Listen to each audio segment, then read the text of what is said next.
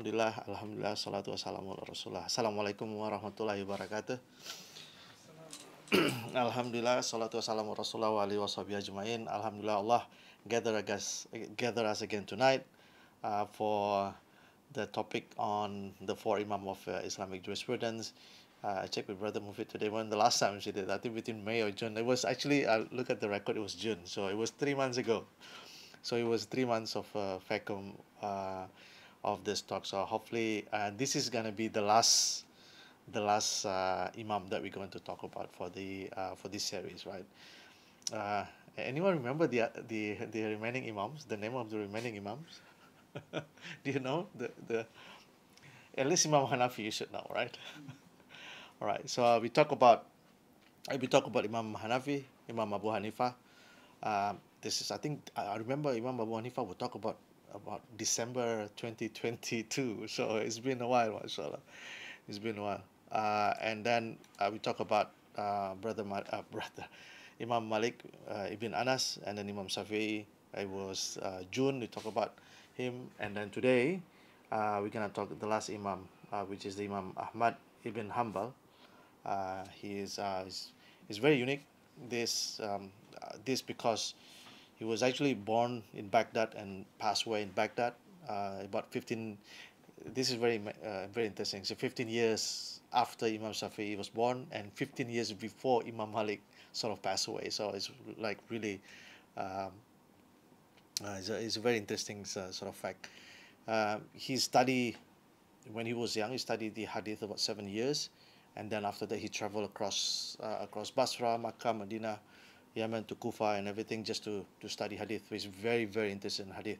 So it's very interesting. This is actually one of the Imams is very interesting because at least two things, and we'll talk about that when we talk about his legacy later on, because he didn't want actually to be known as a faqih, right? Someone who understands jurisprudence. He didn't want that, but that's why he was actually known by. Which is the Imam of the fiqh of the jurisprudence in Islam, right?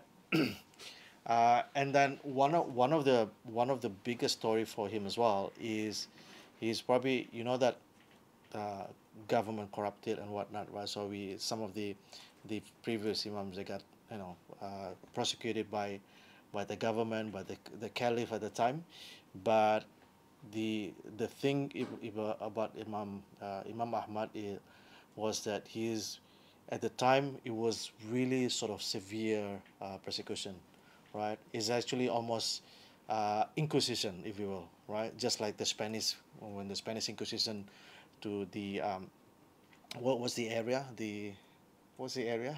Andalusia, right? When the Inquisition, the people actually came, you convert to Christianity or you die, right? This is almost like that. So Imam Ahmad actually went to, but not to other religion, but to the same Islamic sort of religion, but with the different theology altogether, right? We're gonna talk about it later on. So it is very interesting. So it's known by Al-Mihna, or the Inquisition, severely in the political realm. This is the first Imam ever that against the government with deviations from the Islamic teaching, and that's why he was very well known by the Imam who got the Ahlus Sunnah wal Jama'ah, because at the time before him, people did not even have to the word Ahlus Sunnah wal Jama'ah probably is not that popular, but getting very popular because a lot of people start having different the Mu'tazila, Mu'tazilite was born, and the philosophy of the Greek and everything was born, and there's a lot of things, and the Sufism, the non-Islamic Sufism, there's a lot of things that's happening. That's why there's only Imam that is actually gone to against the government because of the Islamic teaching. So yeah. So inshallah we're gonna talk about four things before we studied about the life of the Imam, the Imam Ahmad. I'm gonna talk a little bit about jurisprudence, why we talk about jurisprudence. So just we give us a sort of understanding why we talk, what is actually Islamic jurisprudence, right? Okay. Why is that? Okay. All right. So we started with the Muslim always want to know how to follow the Quran and Sunnah, right? Starting from that premise. And during the Prophet Sallallahu Alaihi Wasallam, when they have different opinions, they will always go to Rasulullah Sallallahu Alaihi Wasallam, right? So there's always going to be, and then the famous stories about the Bani Quraiza. I don't know whether you still remember the Bani Quraiza, where Rasulullah Sallallahu Alaihi Wasallam mentioned, do not pray Asr until you reach at Bani Quraiza, right? So the companions went there, but unfortunately, not everyone come almost at the same time. It was groups and batches that go into Bani Quraiza, right? Some of them arrive at Bani Quraiza right before Asar time. Then they pray Asar at Bani Quraiza. But some people, because they heard the command from the Prophet like 2 hours or 3 hours or 4 hours after that, so they left a bit late. So then, before they reach Bani Quraiza camp, this Asar is already finished.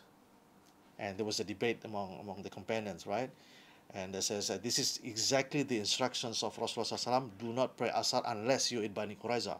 So this is a special. So whatever happened, I will bypass my Asar, I will bypass my Maghrib, I will just pray Asar, even though it's already not, well, the time was already due, right? But some companions say, no, prayer is always prescribed. You cannot just change it, right? What Rasulullah meant was be in a hurry. So that's why they have two different opinions, right? And then when they met the Prophet SAW, asked which one of between the two of us is actually correct. And can you guess who's actually correct? Rasulullah was quiet about it. So it's actually both of them accepted, right? So one really thinks that Rasulullah meant specially order, only Asar and Quraiza. The other, different as some other companions believe that means that you have to be in a hurry. It doesn't mean, because time is always prescribed. The time of Salah is always prescribed. So that means you cannot pray Asar during Isha time, right? So of course, there are different opinions. There are some different opinions, but they are quite limited as well. Also around tayammum and what, probably we're not going to go to detail, but the thing is, right, the companions, they can always, because Rasulullah SAW is still alive, so they can go and ask, how do we make this difference and so on, right? And then when Rasulullah SAW was away, then they can do some ijtihad. So this is the word ijtihad, they already practice it. Ijtihad means they do their own sort of analogy based on certain rulings that they found out, that they learn about it, then they do some based on that. This is called ijtihad, right? But then after the demise of Rasulullah Sallallahu Alaihi Wasallam, then the needs still arose, right? So how do we deal with this, whether it is halal, whether this is makruh, whether it's wajib, whether it's fard, and so on, right? So at the time, there were the likes of our mother Aisha, Abdullah bin Masud, Zaid bin Thabit, Abdullah bin Abbas, Abdullah bin Umar. They are all people that Rasulullah mentioned, if you want to learn about the deen, learn from them. So they always come to them if they they need certain things that they need to find out the ruling, or they have a different of opinion between companions. They always ask these people, right? So this is all started because of that. Because the idea is we want to get closer to Allah, but how do we do this when the new things come, right? And it's not in our tradition. It's not in the tradition of Rasulullah. So how do we derive the law on that, right? So when Islam spreading to the new lands, to the Levant, right, which is the Syrian now, Egyptian, the north, around the North Africa, they have different culture, different customs, different issues, different problems, circumstances, and so on, and they have multiple opinions as well. So how do we derive this? How do we know? So that's why it gives birth to what we call as the schools of laws, which is how the scholars at the time. It's not for the layman, no. It's actually the scholars. They understand the concept. They understand the aspect. Understand the Arabic. Understand the Sunnah. Understand the Quran. Of course, they have, and then they start thinking how they can derive it. Whether it's a law, this is makruh, and so on and so forth, right? So that is the way of deriving it. It's called mazhab, right? So that's what we call mazhab. There. How many mazhab? There's actually plenty of mazhab, but nowadays I think the most canonical one is only 4 right now. The other, some of the mazhabs already disappear, but I think most scholars believe, or most scholars agree, there's only 4 right now, which is which is what we have talked about from Imam Hanafi, Imam Malik, Imam Safi, and then now with Imam Ahmad. And then what they do, the mazhab is about deriving the laws that was not mentioned previously, right? So, for example, the common one, cigarette, for example, right? Cigarette was at the time because of the smell. So they didn't know it was actually harmful to you, right? At the time, it was just smell. That's okay. They associated like a garlic, right? So don't eat it if you go to prayer because the smell is not good for. So that's why it become makruh. But then when the knowledge, when the technology, when the understanding of medical science improve, it's actually harmful to your body. That's why the ruling becomes haram because it's harmful to your body, and so on and so forth. Even coffee as well. Coffee in the year of 1200 or something used to be. Do you drink coffee? I'm a coffee drinker. So I like coffee. yeah, I'm a coffee drinker, right? So in 1200, I think 11 something 1200, coffee was in certain part of the area was considered haram because there was a deviant practice of Muslim, which is outside of the fold of Islam. So they perform certain recitation, certain dua, certain which is a bidah sort of activities, and then before they do that, they sip some coffee to make them awake, right? And because this is a part of their rituals, so the scholars at the time believe this is part of their ritual. We should not be touching them because it's haram. So that's why it was haram. So alhamdulillah, it's not haram anymore, right? So that is because of that. Yeah. So that's why when we talk about fiqh, it's not always might be changing depending on the time and the place, right? Depends on certain knowledge that we gain as well. And this is one of the it's actually the blessing from Allah to us as the ummah. There's nothing strict to that. Depends on there are certain things that is actually set up not actually cast on stone but based on certain need and certain conditions depending on the time and the place, right? And of course, all of this has to be based on the Quran and Sunnah, right?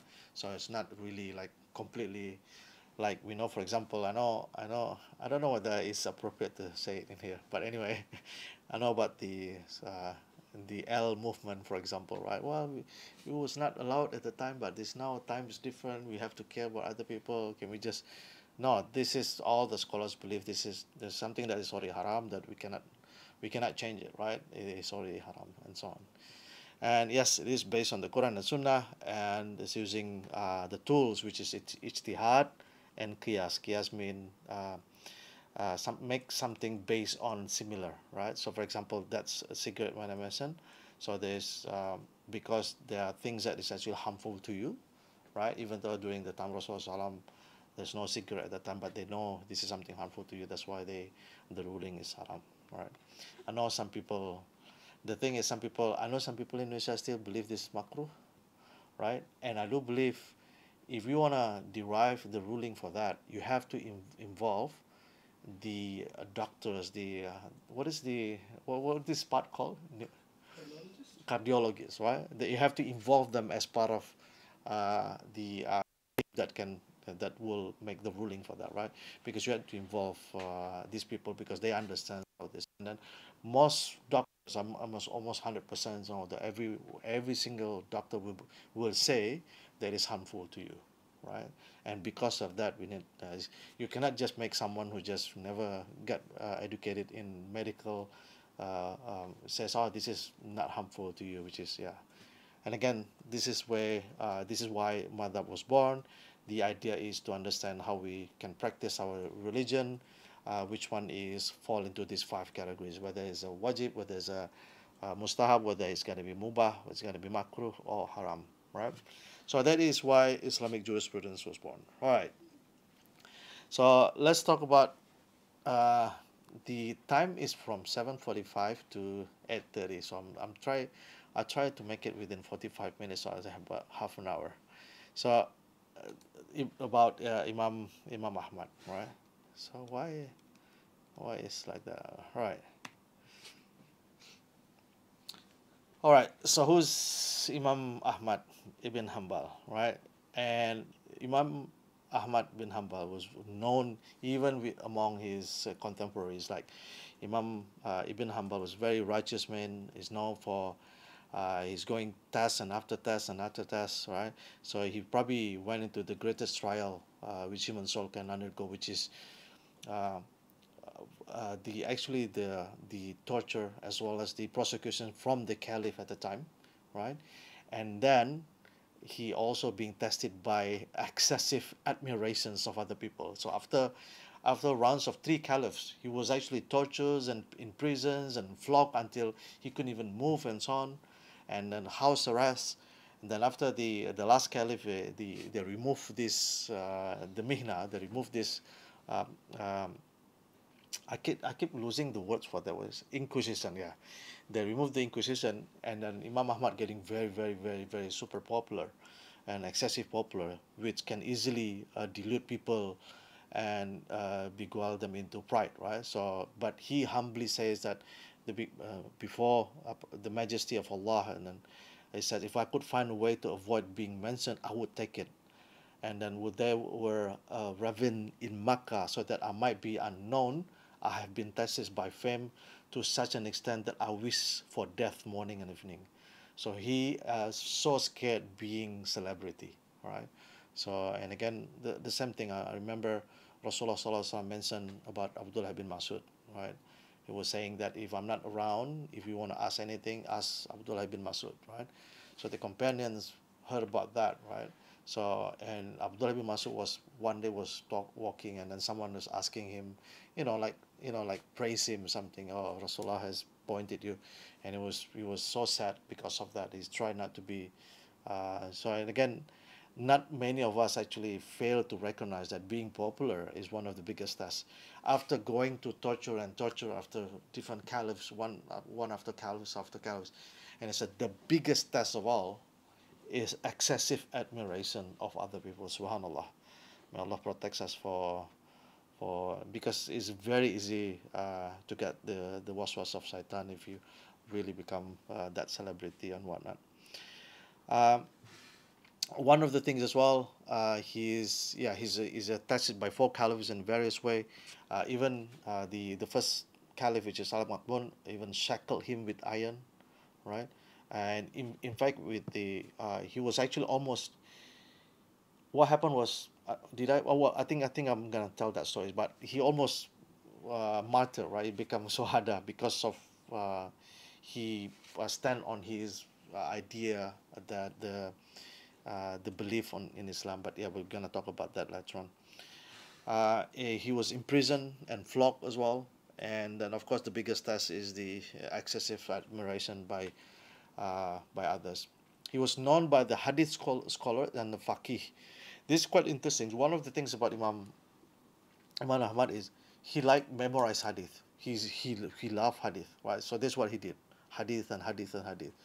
So because of that, he can derive certain things. So when someone asks, how do you do this? And then because of understandings and very, very robust understandings about hadith, then he derives certain laws, right? But he told people, never write down what I said to you, right? So he actually never wrote a book about fiqh at all. He never wrote a book. So he's the father, is like the Imam of the jurisprudence of Hanbali, right? But he actually never wrote anything. He's actually his student. After he passed away, all his students who uh, who discreetly wrote his ruling and come up and compile the book. All right, so this is very interesting individual. Um, is one of the tradition manifested as the strongest and the clearest form. That's why he understands about uh, and then he prefer about the companions. So if he knew that the companions has derived certain law, he will just follow that, right? So this is and is known for very strict with the companions and so on, right? So who is he? So he was born by the name of Ahmad ibn Muhammad ibn Hanbal. So Hanbal is actually his grandfather, right? And then he's also known by his nickname Abu Abdullah. Of course, everyone knew him also by the Syekhul Islam, right? Because and Sahibul Hadith is really the master of Hadith, and of course he was known by his book, the Hadith book. Anyone knows here? Do you know the name of the book of Hadith? You know the canonical one, right? The Sahih Bukhari, Sahih Muslim, right? Ibn Dawud, Imam Nasai, right? Imam Abu Dawud. There's four, and then the six as well.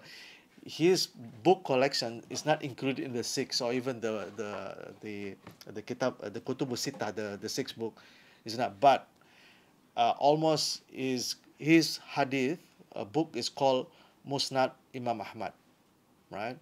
And it's a very interesting, very interesting book of hadith, because if you look at Sahih Bukhari, for example, Sahih Bukhari is categorized by certain parts of Islam: the book of marriage, the book of wedlock, the book of jihad, the book of this, the book of this, right? So it's divided by grouping or sections within the Islamic law, right? But Imam Ahmad, his book is not by that. He's categorized by the companions who narrated. So hadith by Abu Bakar, hadith by Umar bin Khattab, hadith by Uthman, hadith by the hadith, all the 10 Asara Mubasara, and then hadith by the family, hadith by this, hadith by this. So it's up to almost like 70,000 hadith, right? So it's and then he actually compiled and memorized all of them, right? So and then very interesting, because if we want to know about one particular, for example, our mother Aisha, right? So he has a book of all the hadith from Aisha radhiallahu anha, right? So you can actually understand her character by just looking at some Sahaba. They really like to know about a prayer, for example. So he always narrated hadith about prayer, right? So this is one of the good things, right? So Imam Ahmad was born in 700 CE, right? Common Era, uh, equivalent to 164 Hijrah, so about 160 plus after the Hijrah. His family is actually from one of the pure Arabic tribe, and he used to be the officers within the Abbasid army. You know the Abbasid. It was Abbasid dynasty, and then changed to no. He was originally the Umayyad dynasty, and then become Abbasid dynasty. He was actually the officers for that. And his father is actually passed away when he was still very young, and it was his mother's actually dedicated and raised him, and almost like Imam. I think Imam Bukhari is also like that as well, raised by mother, as well as the father's passed away. Even our Prophet Sallallahu Alaihi Wasallam, his father Abdullah passed away even before he was born, and he was raised by his mother only up to 6 years, the first 6 years, right? And then we continue with his grandparent, and then his uncle, right? So his mother is so dedicated. He always took him to the masjid and drop in the masjid, wait until everyone come out and pick up again. And if there's halaqah, he just and I think this is again a testimony for if you really serious into that, like this mother, right?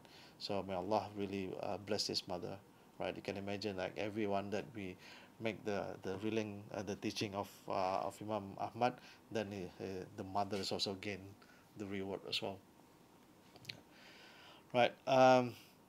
He died about 70, 60 something plus years, and then it was the funeral, the janaza was done after Jummah prayer, and almost not less than 300,000 people showed up, right? It is really a testament to how he was actually at the time of his death. He was really like super famous, like celebrities. I don't know, at the time there's no Twitter, just in case you were wondering, right? So there's no Twitter, so you can imagine how can they spread this news, like 300,000 people come, right? And it must be because the veneration that the people have on him. And again, just quickly, their parents is really the pure Arab, right? So they're not Persian, even though they're in Baghdad. You know, Baghdad is not the Arab land, right? Baghdad and this area is the Persian line, right? So that it was after the Caliph Ali bin Abi Talib when he moved the capital of the Islamic dynasty from Medina to Kufa, then yeah, it's that then the more Arab people actually moved there. So it's not from the present descent. It's a Arab, pure Arab descent. The tribe that is very known for the pride and the war and zealotry um, for that. And then he always tried not to be. So one day, one of his students, he just found out that Imam Ahmad actually come from a noble sort of family, noble sort of tribe, and he says, "Oh, you from the noble tribe," and then Imam Ahmad just dismissed it. So for him, the lineage is amazing, right? So he dismissed the lineage. The lineage is not really that important. He also dismissed about being celebrity and not, right, which is nowadays this is part of our test, right? If you the descendant of someone famous, that you become famous, so, oh, the son of this, oh yeah, the son of this, right? And a celebrity or not, we just talk about being on YouTube and the likes and the subscriptions and whatnot. This is how you measure the celebrityhood. What is the noun for celebrity? Celebrityhood, celebrityness, right? Being celebrity. Yeah. Anyway, and even his grandfather was governor during the Umayyad period. So it is a lineage of someone. It's like sort of nobleman, if you will. And again, I mentioned before, his father passed away before when we were still a baby. That left a small property, and then I think the book that I was reading, the livelihood of Imam Ahmad actually come from uh, the legacy or the inheritance from his father of having property. He grew in Baghdad, and at the time, think about it. Baghdad at the time is the capital of Muslim world, right? Everything is there. There are different background, the sayyas, the reciters, the hadith scholars, the Sufis, the philosophers, the doctors. There's all different kinds of people there. So it's really like a what the words we call it, metropolitan, right? So there's a mixes of people, and Imam Ahmad is sort of this. If you think about it, right, there's certain qualities that make people big, right? One of them is, of course, the being noble lineage is one of them. Second is our Prophet Muhammad SAW was orphaned when he was born, right? So he went into difficulties and so on that make people stronger and self-reliance and so on, and experience and adversity. This is one of the qualities of Imam Ahmad, right? And despite being in Baghdad, the family of Imam Ahmad, which is going to be very grateful to his mother particularly and his uncle as well, that he been directed to learn about the Deen, to understand the Deen more. When I said Deen means learning the Arabic, learning the Quran, learning the Hadith, learning the Sirah of the Prophet Muhammad SAW, the life of the Prophet, and of course the fiqh as well. So he was really, the family is really making him into this, is like conditions to that. And this education, coupled with his capacity, which is it really is going to become a very, very good scholars at the end. He memorized Quran at the early age and is known to be very trustworthy and God-fearing. Certain qualities that is going to be throughout his life. So, and again, if you think about these imams, right? All the stories about the four imams that I mentioned before. They're not like a layman, like a special normal. There's Allah actually appointed them. It is to safeguard this religion, right? So there are narrations that if if even without Imam Ahmad, because he's sort of the guardian of the Ahlus Sunnah wal Jama'ah, right? And it was probably very difficult to think about how is actually Islam will flourish after that, because the attack that people get from different traditions, different false belief in Islam and so on.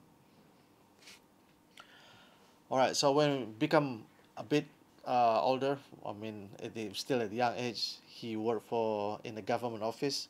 The idea is after finishing studies in Quran and Arabic, right, and then he learned something which is how to do editing and writing, right?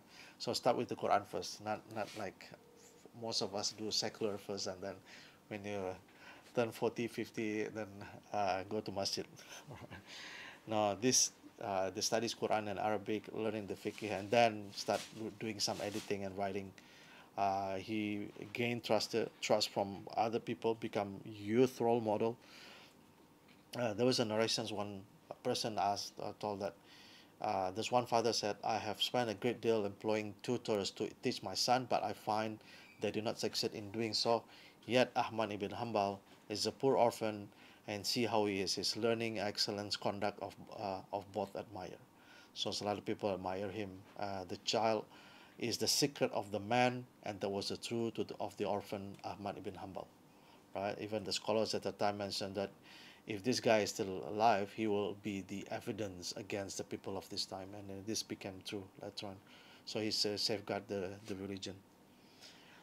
His first teacher was Imam Abu Yusuf, which is the student of Imam Abu Hanifa. Very interesting, right? And and then, as I mentioned to you, he learned hadith, and the fiqh, all right, is actually the byproduct of him understanding. As I said, he never actually wrote a book about fiqh, which is very interesting, right? And after he passed away, then people who his students collecting all this, oh, he said about this, he said that, collecting the book, that's become the fiqh of Imam Ahmad bin Hanbal. It's really amazing, actually. Um, After he finished understanding in Baghdad and start traveling all different places, right, to collect the hadith, right? He visited the Basra, the Hijaz, and also Yemen. During the time, he also performed his Hajj, and very interesting, he performed 5 times. 3 of them, he did it on foot. So I did a Google search yesterday or last night. I want to know between Baghdad and Makkah is about 1,400 kilometers. And then I asked, who do you ask other than ChatGPT, right? Ask ChatGPT how long you walk. I think you walk 1,330 hours or something if you walk. So probably, I don't know, how many days is that, right? So if you really walk that far. So he deliberately want to do it on foot. And when he was asked why is that, because this is the toughest one. And then he wants Allah to bless him because of the suffering and all the difficulties and the struggle of doing on foot, right? And there's always bring about 30 dirham, probably not much. I think, I don't know what's equivalent to now. I don't know.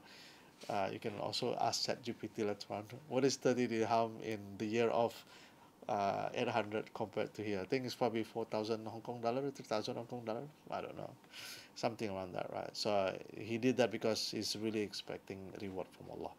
So if you and then he's actually out of the 4 Imams, this Imam is actually the poorest among them, right? If you compare to Imam Shafi'i, for example, Imam Hanafi, there's Imam Hanafi even actually buy clothes to his students, right? He actually pay his own students, right? So this is the wealth that they have, completely different with Imam Ahmad. So now this is one of the things very interesting. When from this younger age, right, when he learned and learned and learned and learned about hadith, but he never actually taught hadith at all. If someone asks about hadith, he will reject to say it. Right. So he never want to ask about hadith. Never. So if someone asks, nice, and then until he reached 40, right? When before 40, when someone asks it, he refused to narrate hadith. Now it's 40, right? Then start teaching hadith. When he was asked why is that, because out of respect to his teachers. But not only that, you know why he didn't want to teach hadith before? Because he's already like famous. He's already like known a lot, but he never want to actually speak and teach about hadith.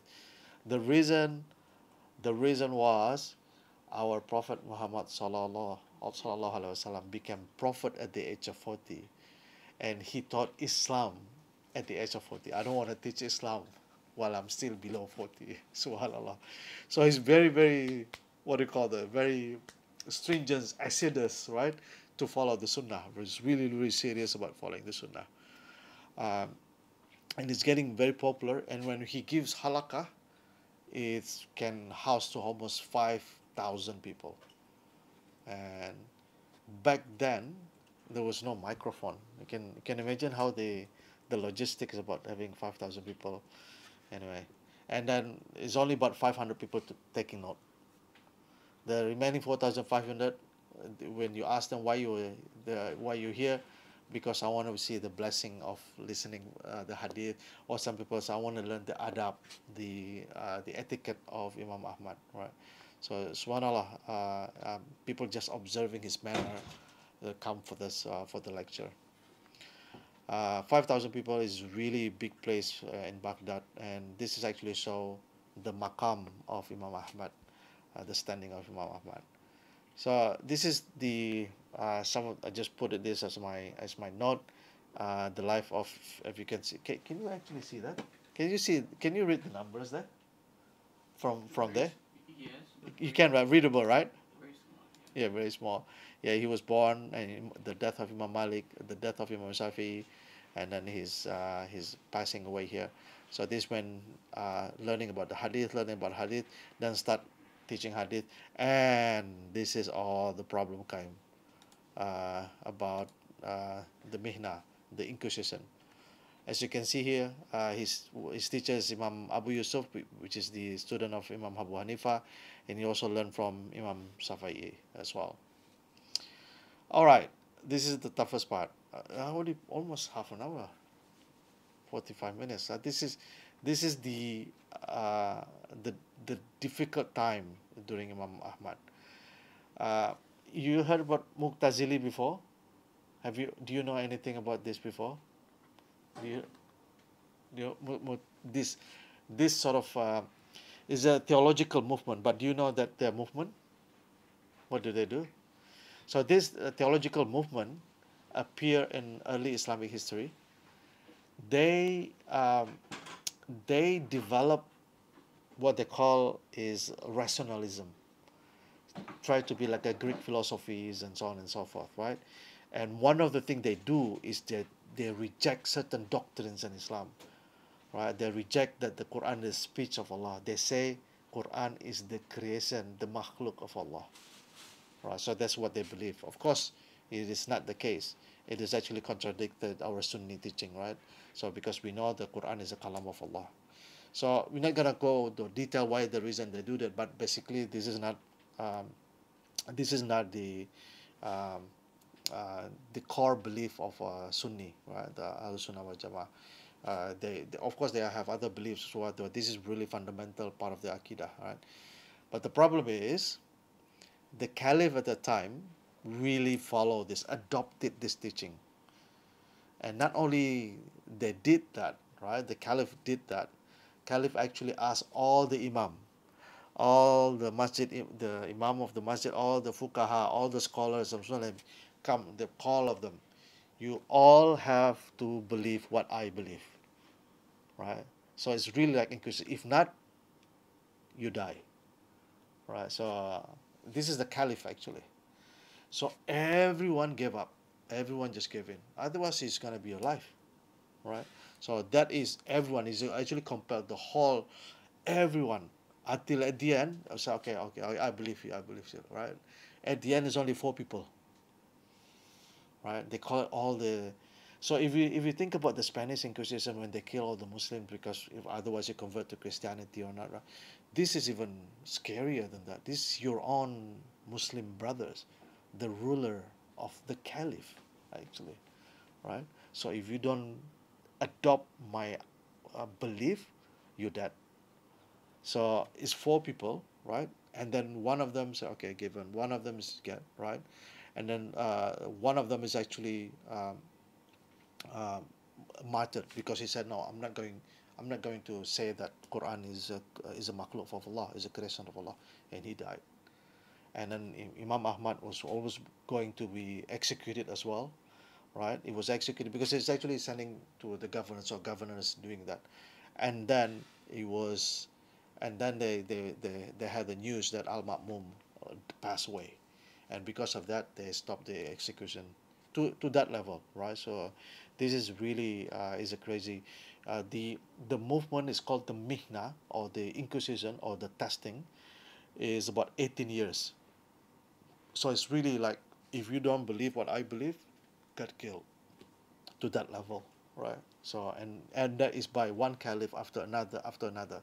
So when the Al Ma'mun died, and then his successor Muqtasim also did the same thing as well, right? And then this even worse now. Uh, they didn't actually execute it, Imam Ahmad, but it sent him to prison for 2.5 years, 2.5 years, and then got flogged every time. So even until lost consciousness, he get fainted because of this. So just because, if you want to say that Quran is the creation of Allah, then you're free from prison. He didn't want to say that. Subhanallah. So this is really uh, like a strong belief, right? So you want to play around with your akidah, and that is Imam Ahmad ibn Hanbal. Then after that, he start teaching in the masjid, and because Mutasim died, and then the successors, which is Al Watih, came to power, right? Now he changed a little bit, right? He was continue with the mihna, with the inquisition, but it will not flog Imam Ahmad anymore, because if you flog him, he become more popular, right? So if you torture someone, he become more popular, and then because of that, he just did the ask Ahmad not to get off the house, becomes like a house arrest, right? So for about 4 years, lasted for 4 years, and then the new caliph, and he became into power. They close all of this, no longer do this, and then Imam Ahmad teaching becoming very popular, and knowledge has spread, and so on and so forth, right? Now, before I end his story, this is my most favorite story about Imam Ahmad. I don't know whether you heard this before. I'm sure as many Muslims have heard that, but let me try. This is a story of a baker. Have you heard this before? Do you think? So what happened is, Imam Ahmad is already at the old age, so he traveled, right? At the time, there's no Facebook, right? No Facebook, no Twitter, so no one knew him by face. He's very popular. In the Muslim land, everyone knew about him, but didn't know exactly how he looks like. So he just moving from one town to another, right? He was just walking, and then he stopped at the town, and then he didn't have anywhere to go, so he was thinking that if I can stay in the masjid, right? And then you can guess what happened, right? What do you call someone who looks after the masjid? Like do you have any special name for that? Someone who looks after the masjid, lock the door, and open the door.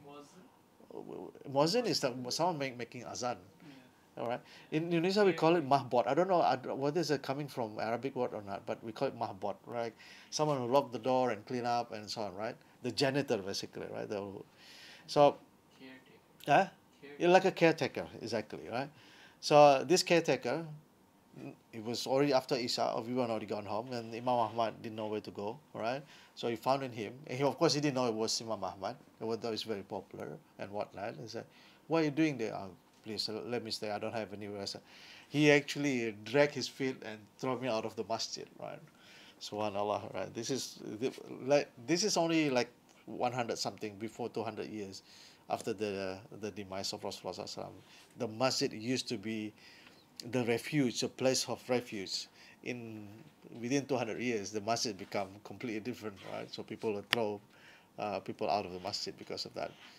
And then in front of the masjid there was like a bakery, and there was a baker there, and then he was probably doing his work and so I don't know whether they some bakery you have to prepare like 3 to 4 hours to make it fresh for the breakfast and so on. So probably after Isha start making the bakery and the bread and whatnot. And then he saw this guy Imam Ahmad, said, okay, why don't you offer him stay in my house. And all right, so he came, right, and then the guy doing the dough and working and this, and Imam Ahmad just taking rest, and then Imam Ahmad realized something, right? I've been I've been noticing, I've been watching you, right? You always say Astaghfirullah, Subhanallah, Alhamdulillah, Allahu Akbar, like constantly, right? I had not seen you stop from doing that. It must have an effect to you. Oh yes, said the baker, right? What is the impact? the thing that, because of this, the thing that I asked Allah, Allah accepted all my du'as.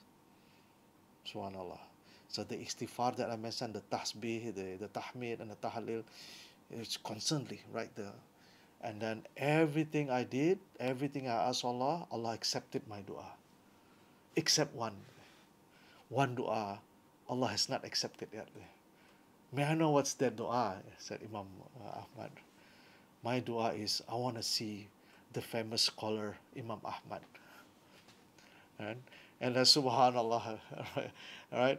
So not only Allah listened to your dua, Allah actually dragged me from my town to your doorstep because of the dua. Subhanallah, this is the power of istighfar.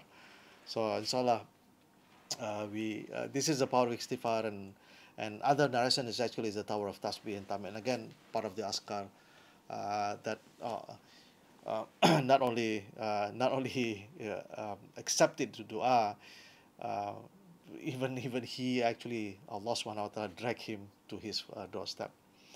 All right, so this is, of course, Imam Ahmad compared to other Imam, he's actually have a very long stories, right? Is we cannot do justice as talking about 45 minutes. Actually, it's a very long story, isn't it? But I just want to have a few things that that I want to share with you. Uh, why is it like this? Okay.